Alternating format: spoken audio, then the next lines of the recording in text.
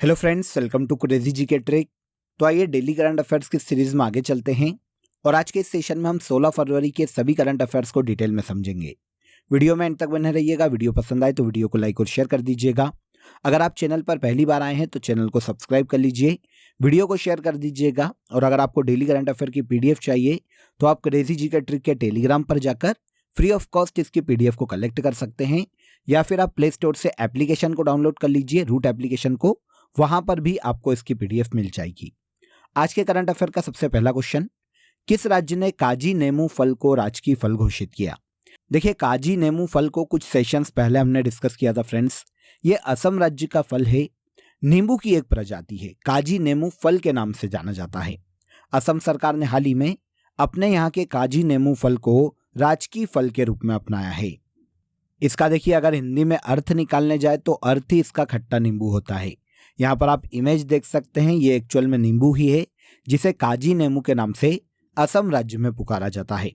फल हल्का सा खट्टा होता है और काफी सुगंधित होता है। 2016 में असम के इस फल को जीआई टैग से सम्मानित किया जा चुका है। अब असम सरकार ने अपने यहाँ के काजी नेमू फल को राजकीय फल के रूप में मान्यता दी। असम की बात करें तो पूर्वोत्तर का एक राज्य है, कैपिटल दिसपुर है।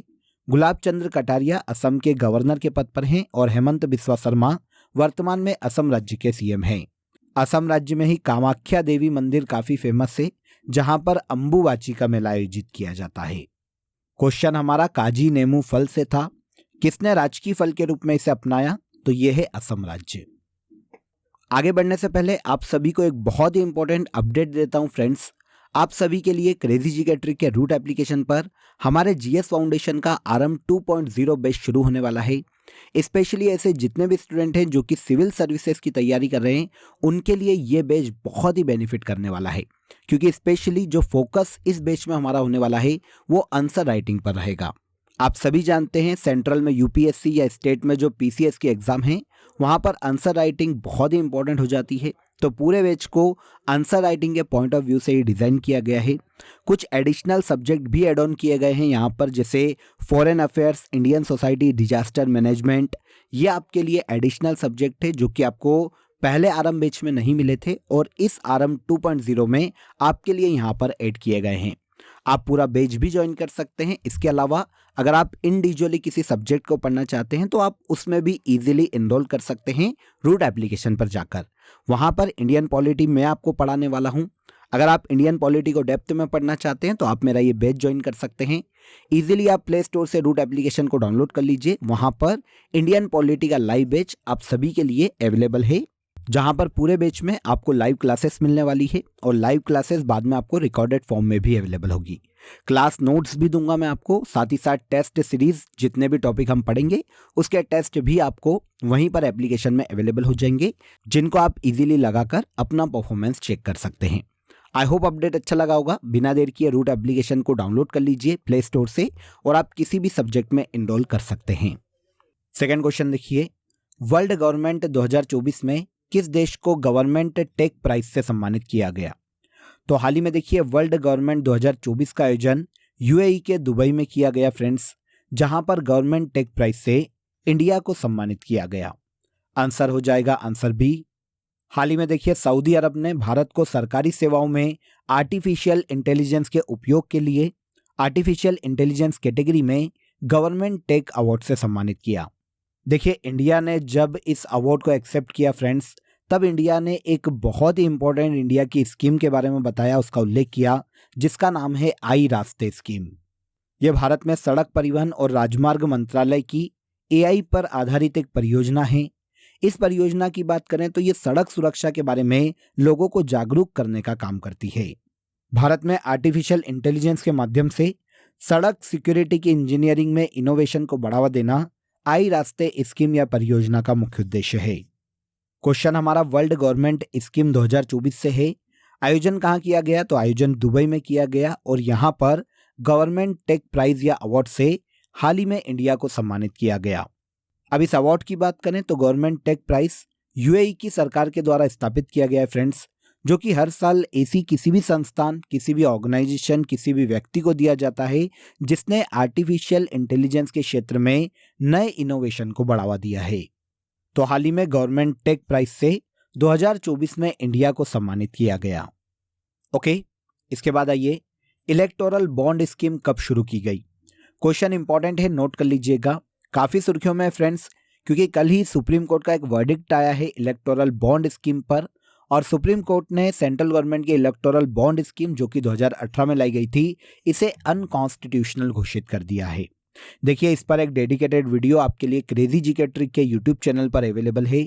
मैंने ही पूरा इलेक्टोरल बॉन्ड स्कीम को समझाया है वहां पर, आप वो वीडियो देख लीजिए, आपके सारे डाउट यहां से क्लियर हो जाएंगे। ओके, अभी हम क्वेश्चन पर आते हैं। तो इलेक्टोरल बॉन्ड एक्चुअल में है क्या, पहले इसकी बात करते हैं। देखिए, इस बॉन्ड के जरिए क्या होता है, कोई भी कॉर्पोरेट या कोई भी इंडिविजुअल किसी भी पॉलिटिकल पार्टी को चंदा दे सकता है। यही है electoral bond scheme. Central government जब इसको लेकर आई थी 2018 में, तो उन्होंने कहा था कि इससे काले धन पर लगाम लगेगी, क्योंकि पहले पॉलिटिकल पार्टी को जो चंदा दिया जाता था वो कैश में दिया जाता था, अब बॉन्ड के माध्यम से दिया जाएगा जो कि बैंक के थ्रू आएगा। तो जो भी करप्शन है उस पर बैन लगेगा, और इसके अलावा ब्लैक मनी पर भी बैन लगेगा, और एक ट्रांसपेरेंसी आएगी कि पॉलिटिकल पार्टी को कितना चंदा मिल रहा है। लेकिन अब सुप्रीम कोर्ट ने ये बोलकर कि ये राइट टू इन्फॉर्मेशन जो कि नागरिकों का मौलिक अधिकार है उसे वायलेट करता है, इसीलिए हम इसे खत्म कर रहे हैं। यहां पर देखिए, क्वेश्चन आता है कि इलेक्टोरल बॉन्ड के जरिए कौन सी पॉलिटिकल पार्टी पैसा ले सकती है? हो सकता है कल मैं भी एक पॉलिटिकल पार्टी बना लूं और मैं भी चंदा लेने लगूं, क्या ऐसा हो सकता है? तो इसका आंसर मिलेगा आपको यहां पर। देखिए, representation of the people act 1951 के सेक्शन 29A के अंतर्गत जो भी पॉलिटिकल पार्टी रजिस्टर्ड है, बस वही चंदा ले सकती है। ऐसी पॉलिटिकल पार्टी जिसने लोकसभा या विधानसभा की चुनाव में कम से कम 1% वोट प्राप्त किया हो और इस सेक्शन के अंदर रजिस्टर्ड हो, तो ऐसी पार्टी को इलेक्टोरल बॉन्ड के जरिए पैसा लेने की मान्यता है। लेकिन अब सुप्रीम कोर्ट ने इलेक्टोरल बॉन्ड स्कीम जो कि सेंट्रल गवर्नमेंट के द्वारा 2018 में लाई गई थी, इसको अनकॉन्स्टिट्यूशनल घोषित कर दिया है। यहां पर यह समझिए कि जो इलेक्टोरल बॉन्ड है फ्रेंड्स, वो एसबीआई के माध्यम से ही मिल सकता था। ये एकमात्र बैंक था जो इसके लिए ऑथराइज्ड किया गया था। एसबीआई की भी कुछ चुनिंदा शाखाएं हैं जहां से इलेक्टोरल बॉन्ड कोई भी व्यक्ति या कॉरपोरेट का कोई भी कंपनी ले सकती थी और किसी भी पॉलिटिकल पार्टी को चंदा दे सकती थी, लेकिन अब इसे अनकॉन्स्टिट्यूशनल घोषित कर दिया गया सुप्रीम कोर्ट के द्वारा। तो आई होप आपको पूरा समझ में आ गया होगा क्या मुद्दा है। और डिटेल में जानना चाहते हैं तो पूरा मेरा वीडियो अवेलेबल है क्रेजी जीके ट्रिक के यूट्यूब प्लेटफॉर्म पर, वहां पर जाकर आप देख लीजिए। अभी यहां पर हम अगले क्वेश्चन पर आते हैं। प्रधानमंत्री नरेंद्र मोदी के यूएई यात्रा के दौरान दोनों देशों के बीच में कितने समझौते हुए? तो देखिए, भारत के पीएम नरेंद्र मोदी यूएई गए हुए हैं, वहां पर एक राम मंदिर का भी इनॉग्रेशन किया इन्होंने, लास्ट सेशन में मैंने आपको बताया था। अब यूएई और भारत के पीएम के मध्य में देखिए टोटल 10 समझौते पर हस्ताक्षर किए गए। आंसर भी करेक्ट हो जाएगा। ये जो समझौते हैं अलग अलग क्षेत्र के हैं, अलग अलग सेक्टर के हैं, जैसे एनर्जी, इंफ्रास्ट्रक्चर, इन्वेस्टमेंट से रिलेटेड अलग अलग क्षेत्रों के लिए 10 समझौते भारत और यूएई के मध्य में किए गए। इसके अलावा देखिए, भारत का जो रुपे कार्ड है और जो यूएई का जयवान कार्ड है, इसे भी साथ में जोड़ने के लिए एक समझौता किया गया। अभी जैसा कि लास्ट सेशन में मैंने आपको बताया था कि अबू धाबी में भारत के पीएम ने बोचासन वासी श्री अक्षर पुरुषोत्तम स्वामी नारायण मंदिर का भी इनॉग्रेशन किया था लास्ट डे, तो इसके बारे में मैंने आपको लास्ट डे ही इन्फॉर्म कर दिया था, इसकी इन्फॉर्मेशन मैंने आपको दे दी थी। और अब भारत के पीएम नरेंद्र मोदी और यूएई के मध्य में टोटल 10 समझौते पर हस्ताक्षर किए गए, जो कि एनर्जी, इन्वेस्टमेंट, इंफ्रास्ट्रक्चर, अलग अलग क्षेत्रों से संबंधित समझौते हैं। नेक्स्ट क्वेश्चन पर आइए, इंडोनेशिया के नए प्रेसिडेंट कौन बने? क्वेश्चन इंपॉर्टेंट है, नोट कीजिएगा। इंडोनेशिया जो कि दक्षिण पूर्वी एशियाई देश है, विश्व का सबसे बड़ा मुस्लिम देश है फ्रेंड्स, इसके हाल ही में नए प्रेसिडेंट प्रबोवो सुबियांतो नियुक्त किए गए। प्रबोवो सुबियांतो जो कि इंडोनेशिया के रक्षा मंत्री थे, अब इंडोनेशिया के नए प्रेसिडेंट के रूप में इलेक्ट हुए। इनके पहले इंडोनेशिया के प्रेसिडेंट के पद पर जोको विडोडो थे, जिनका स्थान प्रबोवो सुबियांतो ने लिया है। इंडोनेशिया, जैसा कि अभी मैंने आपको बताया, दक्षिण पूर्वी एशियाई देश है, इसकी कैपिटल जकार्ता है, विश्व की सबसे बड़ी मुस्लिम कंट्री है और विश्व का सबसे ज्यादा द्वीपों वाला देश है इंडोनेशिया। प्रबोवो सुबियांतो इंडोनेशिया के हाल ही में नए प्रेसिडेंट इलेक्ट किए गए। इसके बाद हाल ही में किसे बहुउद्देश्य ऑक्टोकॉप्टर विकसित करने के लिए विशिष्ट सेवा पदक दिया गया? तो यह है फ्रेंड्स हवलदार वरिंदर सिंह। आंसर सी हो जाएगा। पहले ये समझिए कि ये बहुउद्देश्य ऑक्टोकॉप्टर एक्चुअल में है क्या। तो ये एक प्रकार का ड्रोन है फ्रेंड्स जो कि सेना के हथियारों से पूरी तरह से लैस है। इसे हाल ही में सिख रेजिमेंट के एक हवलदार ने विकसित किया है जिनका नाम है हवलदार वरिंदर सिंह। इसीलिए इन्हें हाल ही में सेना के विशिष्ट सेवा पदक से सम्मानित किया गया। आंसर सी करेक्ट हो जाएगा। भारत में सिख रेजिमेंट के हवलदार वरिंदर सिंह ने बहुउद्देश्य ऑक्टोकॉप्टर को विकसित किया है। हवलदार वरिंदर सिंह के द्वारा मिलिट्री टेक्नोलॉजी को विकसित करने के लिए इस क्षेत्र में अपना योगदान देने के लिए भारत की प्रेसिडेंट द्रौपदी मुर्मू ने इन्हें विशिष्ट सेवा पदक से हाल ही में सम्मानित किया। जैसा कि अभी मैंने आपको बताया, इन्होंने एक ड्रोन विकसित किया है जो कि सेना के सभी लड़ाकू अभियानों में या फिर किसी भी ऐसी जगह पर जहां पर मैन्युअली नहीं पहुंचा जा सकता उस जगह जाकर सेना को किसी भी युद्ध में मदद कर सकती है। यह ड्रोन AK-47 और 4 हैंड ग्रेनेड से भी लैस है जो कि देखिए सेना को किसी भी युद्ध में मदद कर सकता है, किसी भी युद्ध में सेना को बहुत बड़ी सफलता दिला सकता है। इसीलिए हवलदार वरिंदर सिंह को हाल ही में विशिष्ट सेवा पदक से सम्मानित किया गया। देखिए फ्रेंड्स, आप सभी के लिए हमारे करंट अफेयर की ईयरली ई बुक शंखनाद आपके लिए अवेलेबल है। पूरे फरवरी तक अपडेटेड ये बुक आपको मिलने वाली है जहां पर बजट 2024 भी इंक्लूड है। अयोध्या के राम मंदिर की प्राण प्रतिष्ठा से संबंधित जो क्वेश्चन है वो भी यहाँ पर इंक्लूड किए गए हैं। तो आप अगर हार्ड कॉपी ऑर्डर करना चाहते हैं तो आपको डिस्क्रिप्शन में लिंक दी गई है, वहां पर जाकर आप बुक को ऑर्डर कर लीजिए, डायरेक्ट बुक आपके घर आ जाएगी। और अगर आप ई बुक ज्वाइन करना चाहते हैं तो आपको रूट एप्लीकेशन पर और इसके अलावा क्रेजी जीके ट्रिक एप्लीकेशन पर ईयरली करंट अफेयर शंखनाद की ई बुक भी अवेलेबल है। आप इजीली दोनों सोर्सेज से जाकर बुक भी ऑर्डर कर सकते हैं और ई बुक भी ऑर्डर कर सकते हैं। नेक्स्ट क्वेश्चन, हाल ही में चर्चा में रहे सरफराज खान किस खेल से संबंधित है? अगर आप मैच देखते होंगे तो आपको पता चल जाएगा कि ये क्रिकेट से संबंधित खिलाड़ी है। अब सुर्खियों में इसलिए फ्रेंड्स क्योंकि काफ़ी समय से मोटापे के कारण इनका देखिए इंडियन क्रिकेट टीम में सिलेक्शन नहीं हो पा रहा था, जबकि घरेलू क्रिकेट में इनका बहुत ही अच्छा परफॉर्मेंस रहा है। काफ़ी समय से BCCI से जो इंडियन क्रिकेटर हैं, जो अदर क्रिकेटर हैं, वो भी डिमांड कर रहे थे कि भाई वज़न के कारण या वेट के कारण तो किसी को बाहर न बिठाया जाए। तो इस कंडीशन में सरफराज खान अब भारतीय क्रिकेट में इंटरनेशनल क्रिकेट में एंट्री लेते हैं। हाल ही में भारत और इंग्लैंड की जो टेस्ट सीरीज चल रही है फ्रेंड्स, उस टेस्ट सीरीज के तीसरे टेस्ट में सरफराज खान और ध्रुव जुरेल को देखिए मौका दिया गया। ये इनका डेब्यू मैच है जो कि विशाखापट्टनम में खेला गया। इसलिए हाल ही में सरफराज खान स्पेशली चर्चा में रहे क्योंकि वेट के कारण इन्हें काफ़ी बाहर बैठना पड़ा। वैसे ये घरेलू क्रिकेट में मुंबई क्रिकेट टीम की तरफ से क्रिकेट खेलते हैं और अब इनका नेशनल क्रिकेट में सिलेक्शन हुआ है फ्रेंड्स। 9 साल बाद इन्होंने देखिए भारतीय टेस्ट क्रिकेट में अपनी जगह बनाई है। 2014 से ये घरेलू क्रिकेट खेल रहे हैं। घरेलू सीजन में, घरेलू सीरीज में 2466 रन ये बना चुके हैं जो कि अभी तक इससे पहले कोई भी खिलाड़ी नहीं कर पाया। इसीलिए अब BCCI के द्वारा इन्हें तीसरे टेस्ट मैच में देखिए मौका मिला है भारत की ओर से खेलने का। तो ये सरफराज खान है जो कि इंडियन क्रिकेटर हैं, हाल ही में काफ़ी सुर्खियों में रहे। इसके बाद आइए, हाल ही में यूनाइटेड वर्ल्ड रेसलिंग चर्चा में रहा, इसका हेडक्वार्टर कहाँ है? देखिए पहले बात करते हैं यूनाइटेड वर्ल्ड रेसलिंग क्या है। तो पूरे वर्ल्ड में रेसलिंग खेलों का आयोजन करवाने वाली, इन्हें कंट्रोल करने वाली, रेगुलेट करने वाली ये सबसे बड़ी संस्था है यूनाइटेड वर्ल्ड रेसलिंग के नाम से। हेडक्वार्टर इसका स्थित है स्विट्जरलैंड में। अब बात आती है कि ये अभी सुर्खियों में क्यों है। तो देखिए रेसलिंग फेडरेशन ऑफ इंडिया, जिसका सस्पेंशन इसी संस्था के द्वारा लास्ट ईयर किया गया था, अब यूनाइटेड वर्ल्ड रेसलिंग ने रेसलिंग फेडरेशन ऑफ इंडिया के उस सस्पेंशन को हटा लिया है।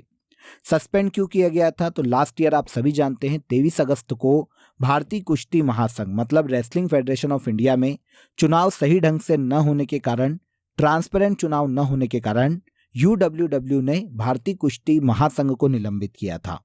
अब यूनाइटेड वर्ल्ड रेसलिंग ने भारतीय कुश्ती महासंघ मतलब रेसलिंग फेडरेशन ऑफ इंडिया का जो सस्पेंशन था उसे खत्म कर दिया है। यहाँ पर हम सबसे पहले बात करते हैं यूनाइटेड वर्ल्ड रेसलिंग की फ्रेंड्स। तो पूरे वर्ल्ड में रेसलिंग खेलों को रेगुलेट करने के लिए इसकी स्थापना 1912 में की गई थी, 1912 में की गई थी। हेडक्वार्टर इसका स्विट्जरलैंड में है और निनाद लेलोविक वर्तमान में इस संस्था के अध्यक्ष के पद पर हैं। अब बात करेंगे रेसलिंग फेडरेशन ऑफ इंडिया की। तो ये भारत में रेसलिंग खेलों को आयोजित करवाने वाली सबसे बड़ी संस्था है, रेगुलेट करती है। इसकी स्थापना की गई थी 27 जनवरी 1967 में और इसका हेडक्वार्टर स्थित है नई दिल्ली में। क्वेश्चन हमारा यूनाइटेड वर्ल्ड रेसलिंग के हेडक्वार्टर से था, तो ये कहां पर है? स्विट्जरलैंड में। वर्ल्ड की पहली एयर टैक्सी सर्विस शुरू करने वाला विश्व का पहला शहर कौन बनने वाला है? तो ये शहर है फ्रेंड्स दुबई, जो कि यूएई में स्थित है। दुबई शहर दुनिया की सबसे पहली एयर टैक्सी सर्विस को शुरू करने जा रहा है। आप सभी जानते हैं कि वर्ल्ड गवर्नमेंट समिट का आयोजन 2024 में यूएई में किया जा रहा है। यहीं पर यूएई की गवर्नमेंट ने घोषणा की है, यूएई के दुबई शहर ने घोषणा की है कि वो 2026 तक अपनी एयर टैक्सी सर्विस को शुरू करेगी। तो इस तरह से वर्ल्ड की पहली एयर टैक्सी सर्विस को दुबई शहर शुरू करने वाला है 2026 तक। इंपॉर्टेंट है, नोट कर लीजिएगा, ज़्यादा क्वेश्चन तो नहीं बनते, लेकिन ये पूछा जा सकता है कि 2026 तक एयर टैक्सी सर्विस को कौन शुरू करेगा? तो ये यूएई का शहर है दुबई। ओके, इसके बाद आज के करंट अफेयर का सबसे लास्ट क्वेश्चन देखिए। हाल ही में इंडियन ट्रेड डेटा के अनुसार भारत देश में व्यापार घाटा कितना रहा? तो देखिए, पहले ट्रेड डेफिसिट, इस एक वर्ड को समझ लेते हैं तो बहुत सारी चीजें हमको यहाँ पर क्लियर हो जाएगी कि ट्रेड डेफिसिट एक्चुअल में होता क्या है। तो देखिए, किसी अन्य देश से या तो कोई देश माल खरीदता है जिसे कहा जाता है इंपोर्ट, ठीक है, इंपोर्ट का मतलब है खरीदना किसी अन्य देश से, या फिर होता है एक्सपोर्ट मतलब बेचना किसी अन्य देश को। अब क्या होता है, जब किसी अन्य देश से माल ज्यादा खरीदा और बेचा कम, तो इनके बीच का जो डिफरेंस होता है वो कहलाता है ट्रेड डेफिसिट, इसे कहा जाता है व्यापार घाटा। हाल ही में देखिए, इंडियन ट्रेड डेटा की एक रिपोर्ट आई है जिसमें भारत का व्यापार घाटा मतलब ट्रेड डेफिसिट 17.49 बिलियन डॉलर रहा है। आंसर हो जाएगा आंसर बी।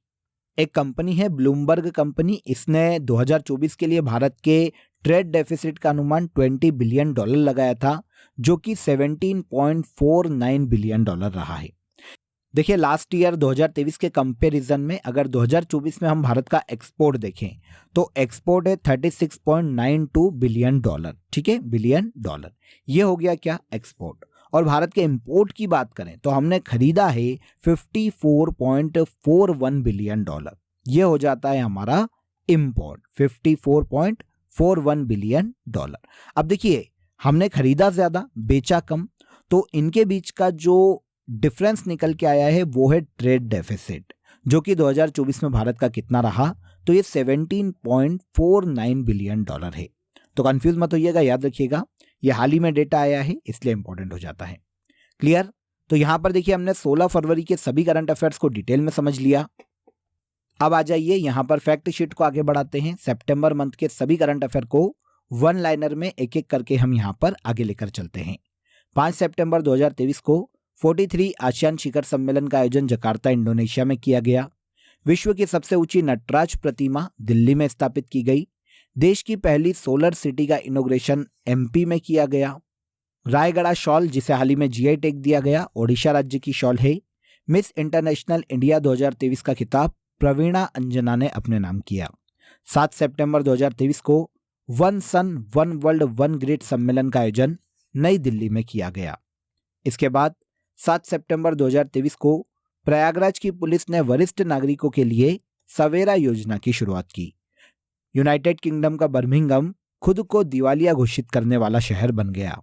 ये सभी वन लाइनर सितंबर मंथ से बहुत ही इंपॉर्टेंट है, नोट कर लीजिएगा। अब आ जाइए लास्ट डे के सेशन में जो करंट अफेयर हमने डिटेल में समझे थे, यहां पर उन्हें एक बार रिवाइज करते हैं। पहला देखिए, public examination prevention of malpractice bill 2024 में अधिकतम 10 वर्ष के कारावास का प्रावधान किया गया। भारत के पीएम नरेंद्र मोदी ने अबू धाबी यूएई में बोचासन वासी श्री अक्षर पुरुषोत्तम स्वामीनारायण संस्था मंदिर का इनॉग्रेशन किया। आज के सेशन में भी हमने इसकी बात की है, नोट कर लीजिएगा। आर्टिफिशियल इंटेलिजेंस को बढ़ावा देने के लिए संयुक्त अरब अमीरात ने फॉल्कन फाउंडेशन की स्थापना की। अंटार्कटिक वैज्ञानिक जांच के लिए क्लीनिंग स्टेशन अंटार्कटिका में चाइना ने स्थापित किया। बसंत पंचमी त्योहार हिंदू कैलेंडर के माघ माह में मनाया जाता है। इसके बाद आ जाइए, चर्चित रोग अलास्का पॉक्स वायरस जनित रोग है। खिलाड़ी दत्ताजी राव गायकवाड़ का निधन हो गया। क्रिकेटर थे, एक्स क्रिकेटर थे। हाल ही में तेल रिसाव के कारण टोबैको और त्रिनिदाद, जो कि दक्षिण अमेरिका के निकट द्वीपी देश है, यहां पर इमरजेंसी की घोषणा की गई। The institute of charter accountant of India का नया अध्यक्ष रणजीत कुमार अग्रवाल को नियुक्त किया गया।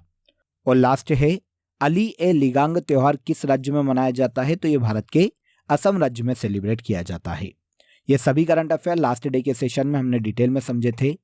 अब आ जाइए आज के लिए आप सभी के लिए question of the day. Important है, कमेंट में जरूर बताइएगा कि इसका आंसर क्या है। क्वेश्चन सुनिए, दक्षिण भारत की सबसे ऊंची चोटी कौन सी है? कमेंट कीजिएगा, आंसर बताइएगा। वीडियो पसंद आया हो तो वीडियो को लाइक और शेयर कर दीजिए, चैनल को सब्सक्राइब कर लीजिए। कल फिर मुलाकात करेंगे नेक्स्ट डे के सेशन में, तब तक अपना ख्याल रखिए। जय हिंद, जय भारत।